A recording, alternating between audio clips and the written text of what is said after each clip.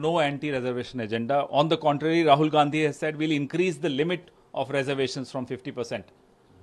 Now, is that a problem with it? Tell Amit Shah to publicly on record say he has a problem with increasing the limit on reservations. We challenge him. Number two, what is anti-national?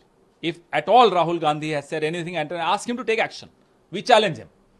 Talking about Piyush Goyal, another union minister, he said that meeting Ilhan Omar has insulted India, and he also said that Rahul Gandhi has become propaganda man. Had Piyush Goyal ever heard of Ilhan Omar before this? Or Amit Malvi or any of these people in the BJP? Had they even heard of Ilhan Omar? Why are they jumping around? Why are they getting so excited about it? If there is a problem with meeting a congresswoman in a group of MPs in the US, ask them to, they are in power in India, ask them to write a letter and summon the ambassador today. Ask them to take action. Let's see. I challenge Amit Shah to write to the State Department criticizing this meeting. I challenge him. Talking about Manip have been injured in the recent clashes with the Supreme Court. That's what happens when the ruling party of India wastes all its time indulging in petty, cheap politics instead of focusing on governance. We ask the Prime Minister with folded hands again, please visit Manipur. Please try and solve the problem of Manipur. Please treat Manipur as part of India. Right. There is a serious BJP leader. She said that Dinesh joined the Congress party. It is the Bhupender Hooda who has created this faction in the family. She has no problem with Brij Bhushan Sharan Singh continuing in the BJP, which is very surprising.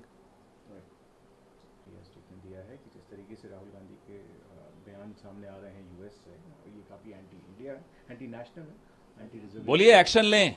गृह मंत्री हैं, tweet करने के लिए नहीं बैठाया उनको वहां देश ने। गृह मंत्री हैं, इन्हें लगता है एंटी नेशनल बात की है, एक्शन लेकर दिखाएं, चुनौती देते हैं हम। नंबर दो, आरक्षण के विरोध में एक शब्द नहीं बोल सकते हमारे में से कोई भी। हम इन्हें चुनौती देते हैं। हम तो कहते हैं कि आरक्षण की सीमा 50% से बढ़नी चाहिए। हम अमित शाह को चुनौती देते हैं कि इसको की निंदा करें, कहें कि नहीं 50% से ऊपर नहीं होनी चाहिए। हम इन्हें चुनौती देते हैं। पीयूष गोयल ने भी उन्होंने कहा है कि एक प्रोपेगेंडा मशीन बन चुके हैं भारत के खिलाफ राहुल गांधी, और इल्हान उमर से मिले हैं। पीयूष गोयल ने इससे पहले इल्हान उमर का नाम भी सुना था। आज चले आए हैं उछल कूद करने, मंत्री हैं, सरकार में हैं। अगर इन्हें इतनी आपत्ति है तो समन करिए अमेरिका के राजदूत को और चिट्ठी लिखिए स्टेट डिपार्टमेंट को, कहिए एक्शन लें कि ये कैसे इल्हान उमर मिलती हैं। अगर Ilhan Omar, she is a Congress woman by the way, एक समूह में मिले राहुल गांधी वहां के राजनेताओं से, अलग अलग विचारधारा के राजनेताओं से, अगर भारत की सत्तारूढ़ दल को आपत्ति है तो आप ट्विटर खेलने नहीं बैठे हैं। आप समन कीजिए आज राजदूत को अमेरिका के। 50 सिक्योरिटी फोर्सेस के साथ क्लैश हुआ है मणिपुर में, और मणिपुर में अभी इंटरनेट भी बंद है।